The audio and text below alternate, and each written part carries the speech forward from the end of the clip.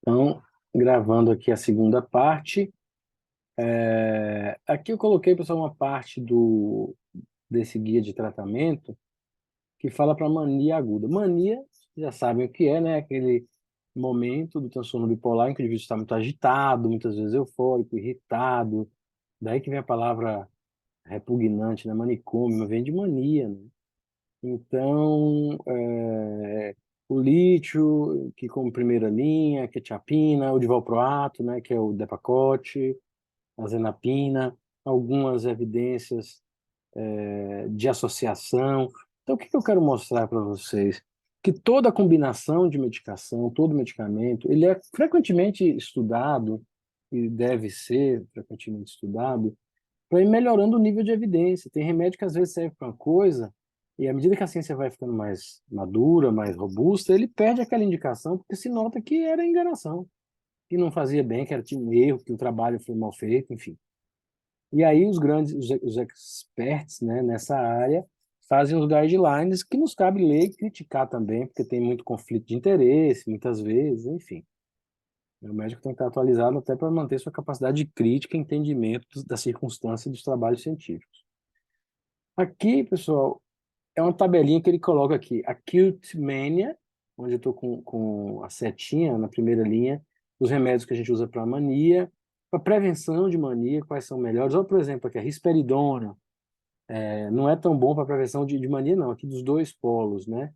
Porque também não se adere muito à risperidona, induz depressão. Ao lítio para prevenção da mania, para prevenção da depressão, como uma droga de primeira escolha, junto da quetiapina. A quetiapina com lítio de valproato, quando necessária a combinação, também é de primeira escolha, e por aí vai. Claro que para aquele paciente pode ser que um de segunda escolha seja melhor para ele, né? Depende das características dele. Mas, de forma geral, os guidelines dão esse norteamento.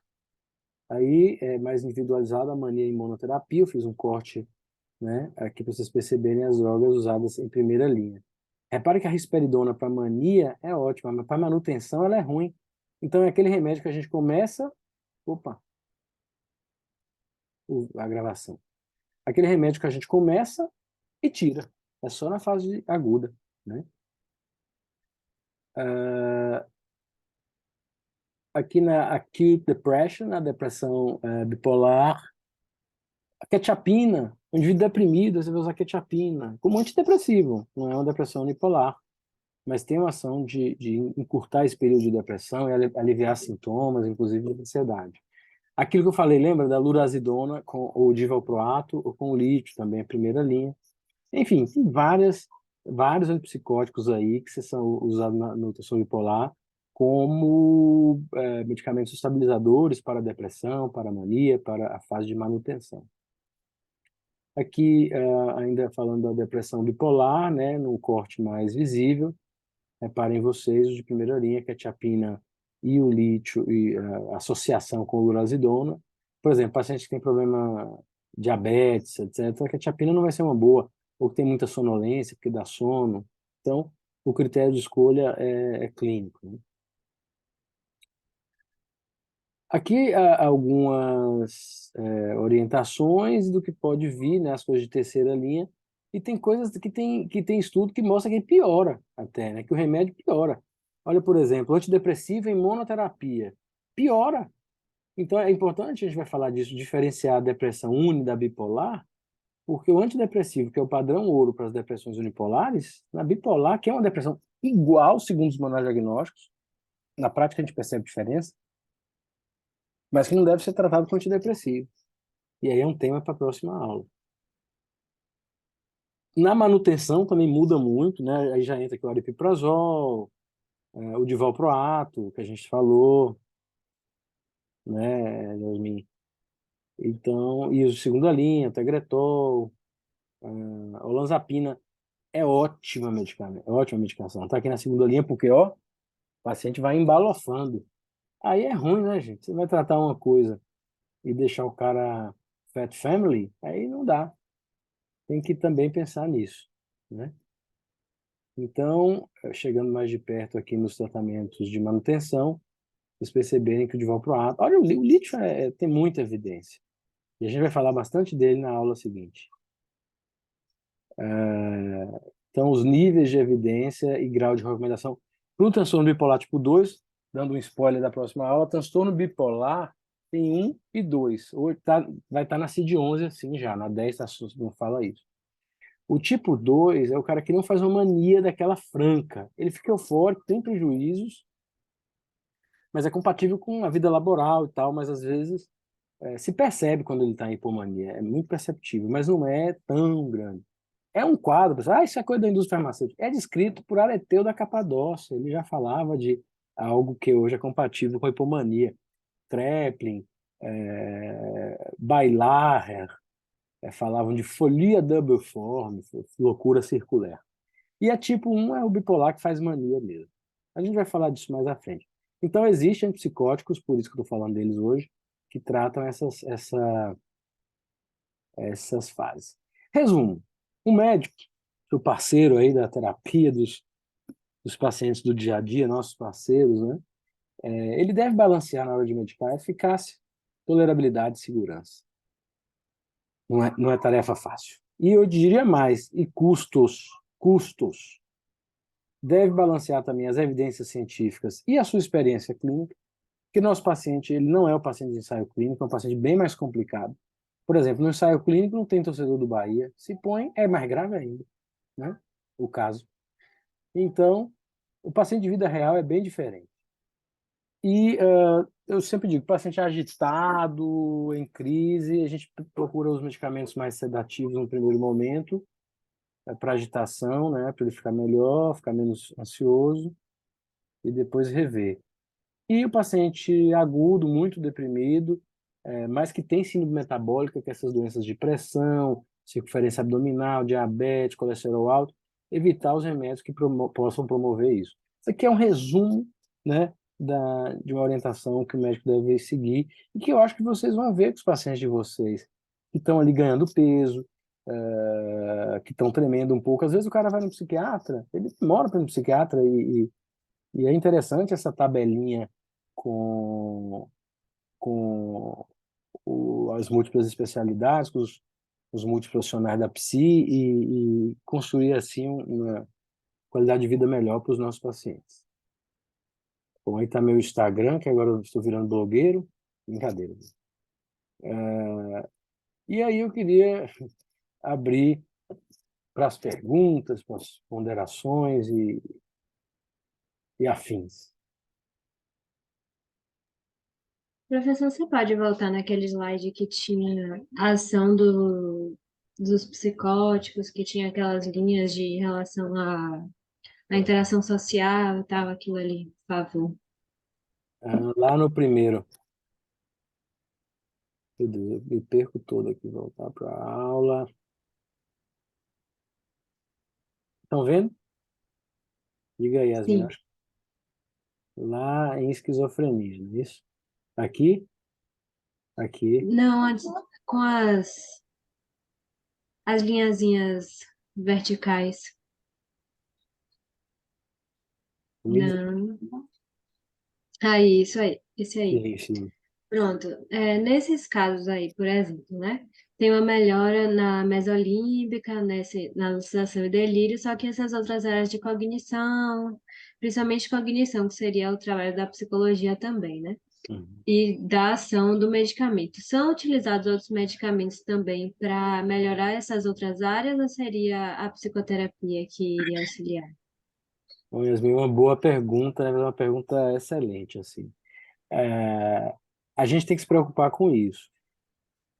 Esse padrão aqui, repare, é um antipsicótico típico. É o protótipo antigo, do haloperidol, do Aldol, por exemplo, né? Os novos, hoje, eles não impactam tão negativamente. Os que engordam, por exemplo, pouco impactam no tremor e na prolactina, né? Outros vão impactar um pouco no tremor, mas melhora a parte cognitiva. A lurazidona é proposto que melhora até a parte cognitiva. E a gente não pode esquecer, além dos remédios, que as próprias doenças, porque mais comprometem as cognições, né? Kraepelin chamou a esquizofrenia, no seu primeiro tratado, de demência precoce, porque o indivíduo ficava demenciado muito rapidamente. Então, pode ter um prejuízo do antipsicótico, aí é parceria com a neuropsicologia, para avaliar os domínios cognitivos que estão mais impactados, promoção de atividade física, e falando somente de esquizofrenia, mas é extensivo para o transtorno bipolar, melhora da qualidade do sono e etc. A gente vai por todas as vias. E psicoterapia, sem dúvida. Mas esse protótipo aí, esse resumo, é do típico, o haloperidol. Os novos, eles vão ter um perfil de colateral cognitivo bem menor, sabe?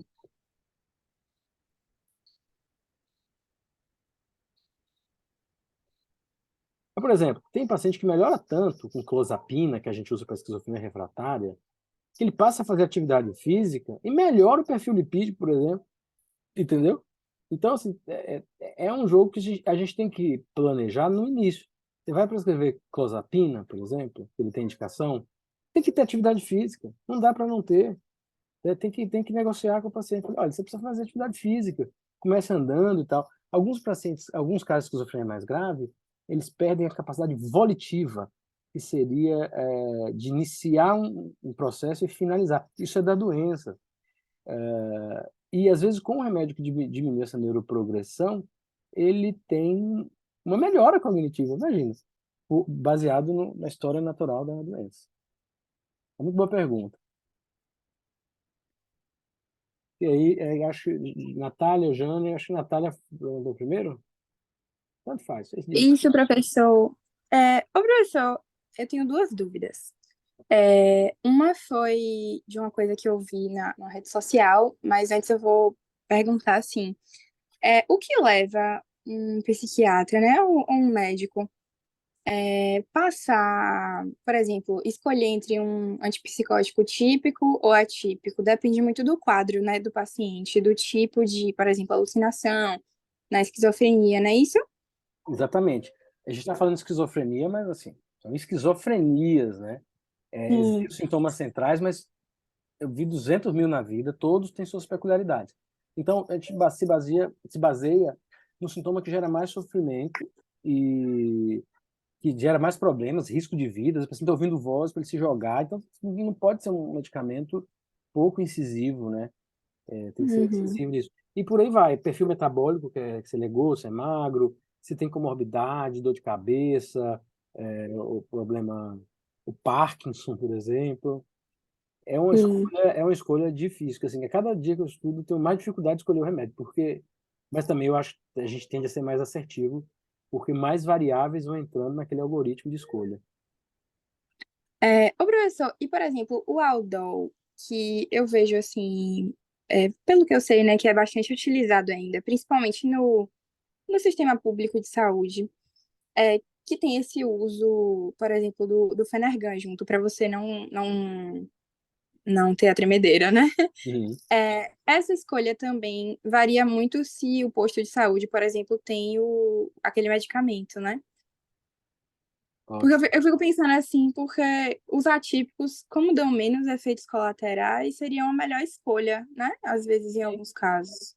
Na maioria dos casos, muito bom. Boa. O haloperidol, ele tem seu lugar para uma coisa, manejo da agitação, que é a minha área, eu fiz mestrado nisso. E a associação da prometazina, que é o Fenergan, muitas vezes objetiva potencializar esse manejo, que o paciente fique com a psicomotricidade mais controlada. Mas por um efeito não esperado, ele pode minimizar a chance de tremor também. Então você já Uhum. usa dois remédios, né? É. Os atípicos vieram para isso, mas veja bem, não existe remédio psiquiátrico na farmácia popular. Isso é um ponto. Cada prefeitura, cada posto vai ter alguma coisa.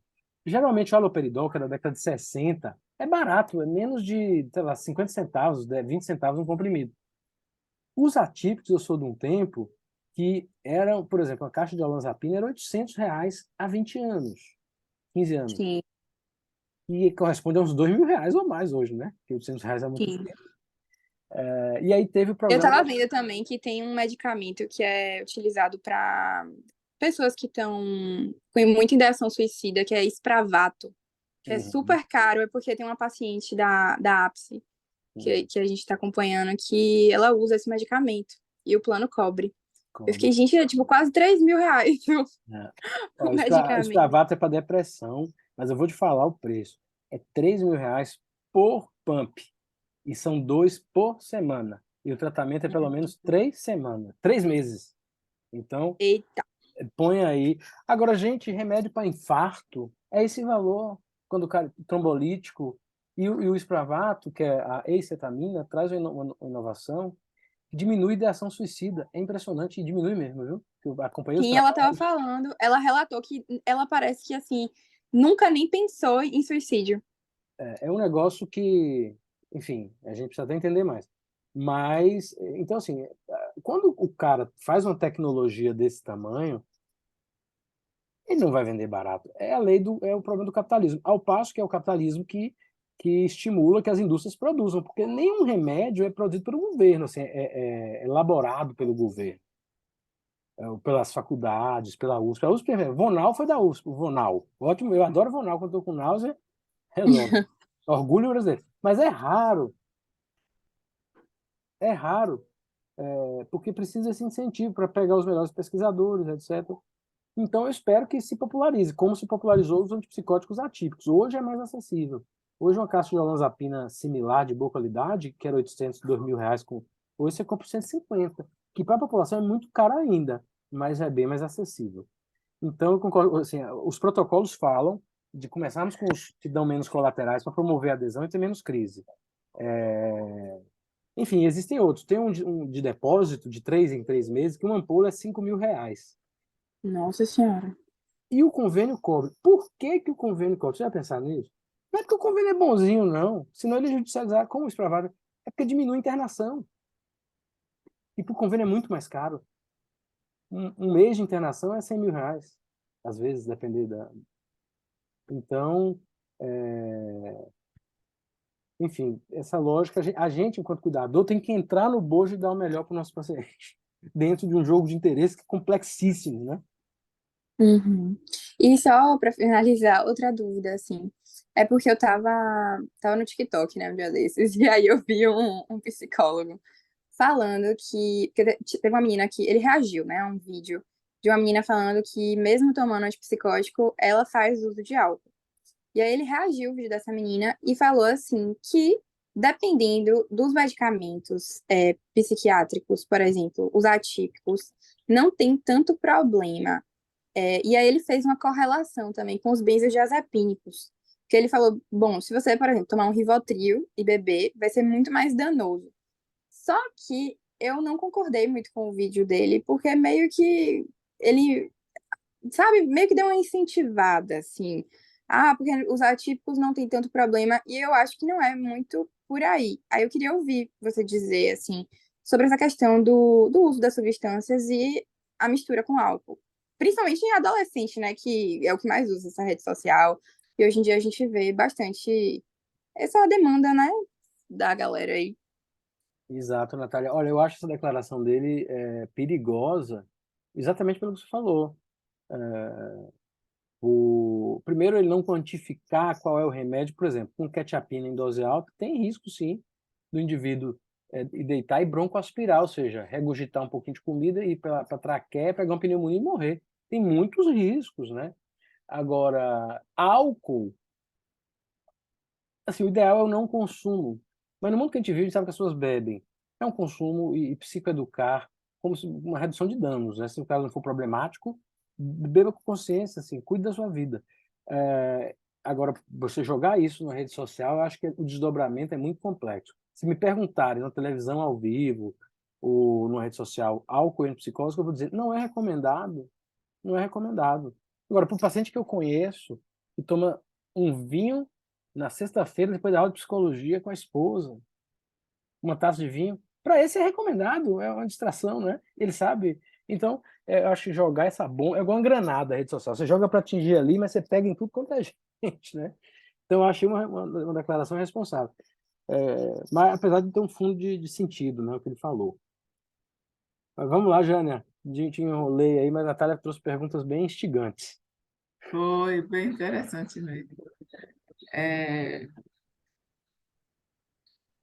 Eu fiquei curiosa, assim, professor, para saber quais são os aspectos considerados quando se diz que os atípicos são melhores do que os típicos. E outra dúvida que eu tenho é porque eu conheço algumas pessoas que foram diagnosticadas com esquizofrenia, e aí eu fico curiosa para saber a questão da medicação, porque uma pessoa mesmo que eu conheço, a esquizofrenia se manifestou de uma forma muito mais agressiva, ou pelo menos que a gente achou, né, no nosso entendimento de leigo, é, e me parece que teve uma resposta melhor tomando uma medicação só, e no caso ele está tomando a risperidona. Ótima E outra pergunta. pessoa, como eu não ouvi, travou para Não, mim. eu falei, ótima pergunta, pode complementar, me perdoe, fiquei empolgado. Outra, se muitas vezes a gente acha que o problema daquela outra pessoa não é tão sério assim, de repente a pessoa vai para o psiquiatra e volta de lá com 3 medicações, né? Aí eu fiquei assim curiosa para saber o que é que faz o senhor dizer que o atípico é melhor, né? Quais são os aspectos considerados? E minha outra pergunta é quase que uma curiosidade pessoal mesmo, porque se diz que o brasileiro usa muita medicação, né? Que há um excesso. E me parece que alguns psiquiatras eles são mais focados em medicação, né? Digamos assim, do que outros, né? Eu não sei se é só é, por causa do pouco estudo, porque eu acho que quanto mais a pessoa se dedica ao estudo, mais ele fica apto para fazer esses ajustes necessários e pensar mais no bem-estar do paciente do que no enfoque, né, da medicação. Se fala também em questões mercadológicas, né? Eu acho que esse campo do medicamento é um campo bastante espinhoso e que tem várias nuances, né, que a gente pode explorar, né, aqui. Tem, e tem também se diz que, ao mesmo tempo que a gente toma, por exemplo, antipsicóticos para melhorar a saúde mental, tem antipsicóticos que piora, né? Então, são muitas contradições, né? Muitas nuances. Eu tenho muita dúvida, eu gosto muito desse assunto, né? E aí eu não sei Ótimo. se eu fui didática nas Foi perguntas, muito, né? muito didático. Se eu- Assim, boas perguntas. Eu vou começar pela primeira. Quando a gente diz melhor, é algo muito resumitivo, né? Por exemplo, a agitação, o haloperidol, ele é insuperável, né? Assim, ele é muito bom. Quando eu digo melhor, eu quero dizer assim, mais tolerável e que os estudos de longo prazo mostram mais vantagens. Mas vai ter aquele paciente que melhora com aldol, não é melhor para todos, não é isso? Quando a gente diz melhor, a gente está pegando um pacote de média e falando, olha, foi uma evolução, é mais tolerável. Porque os efeitos motores dos atípicos, que são os principais, dos típicos, melhor dizendo, os antigos, haloperidol, estelazine, às vezes são intoleráveis. E o efeito cognitivo também, que a colega perguntou, que a Jasmine perguntou, é muito difícil de lidar. Os atípicos, quando eu digo melhores, eles são mais confortáveis. Eles deixam o indivíduo sem aquela cialorreia. Em contrapartida, impactam na questão do ganho de peso, da alteração da glicemia. Podem impactar, sempre pode, porque tem que ver quem toma e não tem nada. E outra questão bastante importante são os sintomas negativos, né? Lembra que tem uma área que a dopamina parece que não funciona bem nos indivíduos que sofrem de esquizofrenia? O típico, ele piora esses sintomas negativos, deixa a pessoa mais embotada. O atípico, por um mecanismo específico, um bloqueio de receptor de serotonina, ele deixa a pessoa menos embotada, para além da doença, aí pelo remédio. Então, a tolerabilidade. Aí vem os guidelines, são os guias de tratamento que falam, por exemplo, um indivíduo que abre um quadro de esquizofrenia, que certamente vai ter que usar remédio por um tempo, e quando eu digo vai ter, porque a esquizofrenia, 10% dos pacientes suicidam, e a maioria está sintomático. Eu digo vai ter porque existem vários trabalhos de tempo de psicose ativa. Quanto mais tempo o cara fica psicótico, mais ele declina funcional e cognitivamente. Isso, na prática, é bem... Quem trabalha com isso todo dia, vê que o paciente que se cuida direitinho, que não tem crises recorrentes, ele muitas vezes trabalha. Claro que vai depender da gravidade da doença, mas epidemiologicamente falando, é melhor, né? Então, existe essa questão. Sobre piorar ou não, aí vai da neurobiologia de cada paciente. Não tem. É como qualquer remédio. Às vezes você dá um remédio para pressão, ele diminui o sódio, o cara tem uma convulsão interna. Dá um remédio para o diabetes, ele diminui B12 e fica com queixa cognitiva. Todo remédio, o médico deve dominar todos os seus colaterais prováveis e acompanhar de perto o seu paciente. E sempre ver custo-benefício. É igual o óculos, por exemplo. O óculos melhora a minha qualidade de vida. Eu, particularmente, não gosto, mas ele melhora. Mas, por exemplo, se eu for jogar futebol, eu posso furar o olho, né, com a lente. Então, e sobre a questão do mercado, existe muito mito, na verdade, né, assim, sobre. Claro, existe médico como existe político, como existe qualquer profissão corrupto. Tem pessoas que têm ligação espúrias com a indústria farmacêutica, e isso é sabido há muitos anos. Hoje é menos que a Anvisa está em cima, né? Mas, mas existem, né? E isso existe em qualquer área. E como é uma empresa, são empresas que produzem, né? Às vezes são empresas que têm no ramo de carro, etc. E você sabe, a gente está tendo um problema agora, Júnior. A indústria farmacêutica não está investindo mais em saúde mental, não está investindo mais, porque não dá dinheiro, é uma pena. Estão investindo, sabe, em, quê? Assim, 90% da verba é remédio para câncer, porque houve descobertas importantes. Então, o que move a indústria é a capacidade de resolver o problema para eles venderem. Eles querem vender como um produto bom, um óculos bom e tal. E a questão da corrupção, do mau caratismo, é de cada profissão. E tem médico que tem demais, e tem psicólogo demais, né? Mas a gente preza, eu ainda acredito que a maioria não, e que é um bom caminho. Sobre os remédios que pioram, eu acho que tem isso, tem das individualidades. Tem paciente, olha, estou com paciente no português, vou contar para você. Ele já usou de tudo, ele é autista. E agora está ótimo com Estelazine. O que é ótimo? Parando de quebrar as coisas em casa. A mãe comprou 8 televisões.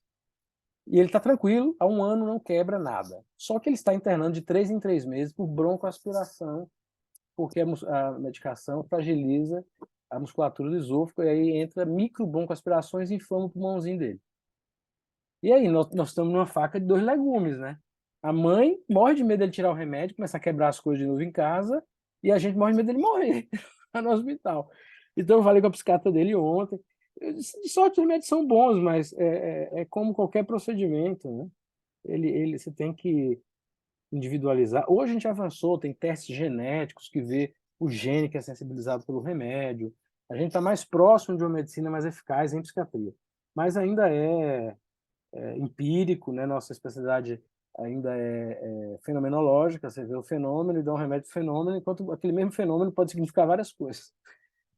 Então, é isso. Mas, assim, você pode comparar, e eu sempre convido os alunos a isso, como era a história da doença antes dos remédios. Isso está escrito. Por exemplo, eu falei muito de Krepin, que é um autor alemão que eu adoro. Ele fala de como era a vida dos pacientes antes e como a gente conseguiu. E outra coisa que eu queria dizer para vocês, eu nem falei. Depois da chegada da clorpromazina na Europa, foi possível executar a deshospitalização. Era muito difícil deshospitalizar um indivíduo sintomático, né? E isso vale o custo de ter um remédio que pode fazer mal e você observar o mal que faz. 2 remédios esvaziaram hospitais, né? A clorpromazina, que foi o primeiro, e a penicilina, porque o povo internava neurosífilis. Já viu gente com neurosífilis? Já tive 2. Eles ficam muito doidos. E aí, depois que a penicilina foi inventada, o número de internação por neurosífilis diminuiu muito. Então, para além da evolução social, que foi fundamental, e a luta antimicrobiana aqui, no Brasil, houve essa evolução científica também que trouxe esse amparo. Pronto, falei demais. Eu posso fazer mais uma pergunta, professor? Claro, claro. Uma coisa que me chamou, assim, que me deixou bastante surpresa foi quando o senhor falou em medicamento para transtorno de personalidade, Sim, sim. porque a gente sempre ouve falar que não tem cura, né? Que a pessoa já nasce psicopata e que não tem Sim. cura. Sim. E aí me causou surpresa, eu digo, e se não tem cura? Como é isso? Me pareceu uma contradição. Não é, porque tudo que a gente falou aqui não tem cura, né? Tudo tem controle. Existem vários transtornos de personalidade. Eu falei, serve para. Exceto uma que vocês sabem qual é, que é o transtorno de personalidade antissocial. Isso daí, a gente classifica 9 personalidades pela DSM.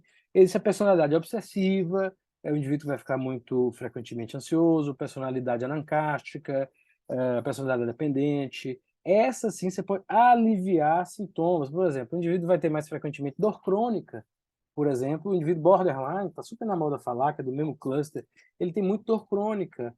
Então, o psiquiatra ele não quer curar, ele quer melhorar a qualidade de vida o que for possível. Viver com dor, a pessoa fica mais irritada. Se você melhora a dor, ele fica menos irritado. Eu já tive muito paciente que foi chamado de border e era fibromialgia, e era transtorno bipolar, e que você trata, assim, a qualidade de vida galopa, sabe, para o bem. Então, primeiro, o erro diagnóstico, eu estou falando, é outro assunto. E segundo, a parasarese. Por exemplo, indivíduos paranoides. Já viu assim, aquela pessoa paranoide? Tudo é paranoide, tudo ele é mania de perseguição. Ele não é psicótico. Se você discutir, ele consegue entender. Esses pacientes, quando usam um pinguinho de antipsicótico, dá uma melhorada no juízo da realidade, né? Claro que tem que ter uma relação boa interpessoal e chegar aí. Mas não é cura, não. É só para aliviar que a vida já não tem cura, né? A vida não tem cura. Fiquei surpresa porque eu não sabia que tinha medicação também para É, transtorno de personalidade. É porque há muita informação também equivocada, né, professor, na internet, né? Às vezes é, até em sites confiáveis também, né? A gente acha informações e quando a gente conversa com um profissional da área, né, é, tem um outro entendimento. é Pode isso. falar, Laura, que você já está cansadinha aí, né, de Ô, esperar. Lore. Vamos lá, Lore. Eu anotei algumas coisas aqui. Eu conheço alguns antipsicóticos, porque já teve gente na minha família que usou. Inclusive, eu já usei e descobri agora que eu usei um antipsicótico, porque para mim era só um anticonvulsivo. Não, só desculpa interromper, Lore, mas é um estabilizador do humor. Eu joguei nessa aula porque ele está naquele guideline, que é Uhum, o pacote, né? sim. Ele é um estabilizador ou remédio para enxaqueca, para epilepsia. Uhum. O que eu queria perguntar é sobre a junção de dois remédios antipsicóticos, que é a quetiapina e a risperidona. Pode fazer Porque a sentido. pessoa que eu conheço que tem o diagnóstico de esquizofrenia, ela faz uso constante dos É. dois medicamentos. Bom, Pela manhã e pela noite, eu acho. isso, pegando carona numa fala que eu acabei esquecendo da Jânia, foram perguntas muito complexas, do uso combinado. Isso não é incomum em medicina, né? A pressão, quando está alta e o cardiologista passa um remédio que não está resolvendo, ele passa 2. Hoje tem um remédio na cardiologia que tem 3 dentro. A pessoa toma um comprimido, tem que ter. Não é, desde que seja uma combinação que faça sentido, e várias fazem sentido, não tem nenhum problema. Por exemplo, o ideal é que seja um só. Mas em casos refratários, que correspondem a 1/3 das esquizofrenias, a gente tem que usar clozapina. Às vezes o cara não tolera a clozapina, mas ele é refratário a um só. Aí a gente associa de mecanismos de ação complementares. Não pode ser remédio, por exemplo, 2-dona, risperidona e lurazidona. Não faz muito sentido. Em resumo, pode até usar. Então, quetiapina faz um pouco de sentido, porque a quetiapina em dose baixa, ela é mais para ansiedade, mais para induzir sono. Então, agora a gente deve evitar esses incisivos, né? Haloperidol, risperidona, ziprasidona com urazidona, que aumentam riscos de colaterais motores, né? Mas algumas associações, aripiprazol e clozapina, são estudadas, entendeu? Então, para alguns casos, é mais confortável, você não consegue chegar na dose terapêutica, porque ele não tolera, você faz uma dose moderada e uma dose moderada do segundo, e para ele fica melhor, né? Então, a ideia é que ele avaliando todos os colaterais possíveis, que para ele seja mais confortável, ele mantenha esses sintomas controlados. Então, faz sentido, sim, em alguns casos, né? Ô, professor, dentro disso, do uso de mais de um medicamento e pegando também algumas coisas que você respondeu, Jane, assim, porque o foco do medicamento é o tratamento de um sintoma específico, né? E não é assim, do transtorno, da depressão, do transtorno de personalidade, por exemplo, né? É um sintoma. Então, esse uso de mais de um fármaco seria justamente o pensamento de tratar sintomas diferentes e que um não interfira no outro, não é isso? Perfeito, perfeito. Que você otimize, eu falei no quadro geral, mas podem ser núcleos de sintomas diferentes. E uma mensagem que eu queria deixar para vocês no final, mas muito importante, é que o antipsicótico na esquizofrenia a gente usa para os sintomas e usa a mesma medicação para prevenir recaídas.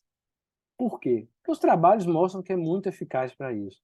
Por exemplo, toma risperidona na crise, depois ajusta a dose ou mantém a dose, e mesmo bem o indivíduo usa.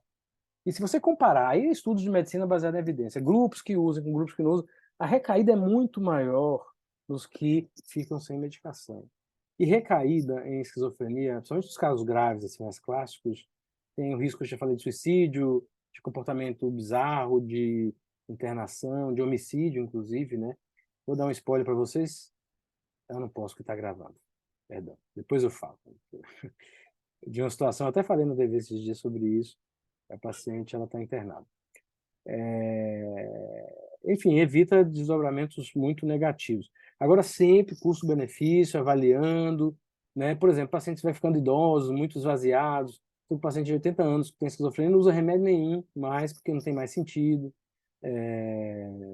Entende? Então, cada caso é um caso. Esquizofrenia, você precisa de tempo para diagnóstico. Eu nem falei de diagnóstico, não é o tema, né? Segundo os manuais de diagnóstico, pelo menos 6 meses, às vezes mais, porque tem psicoses que o indivíduo não tem e depois não tem mais, né? Mas você é autorizado a usar num período de 6 meses depois de sintoma, porque a probabilidade é muito grande e os desfechos são muito ruins. Então, mas depois de 5 anos, por exemplo, 3 anos, tem protocolo que fala de rever. Então, tudo isso é protocolado, sabe? Não tem a psiquiatra. Se o psiquiatra justificar de uma forma científica, faz sentido ultrapassar ou antecipar o protocolo, mas existe esses guidelines que são trilha, né? Que você pode dar não são trilhos, você segue assim a linha, não, mas dão um norte, enfim. E tem guidelines muito sérios, assim, conheço as pessoas que fazem, é muito interessante.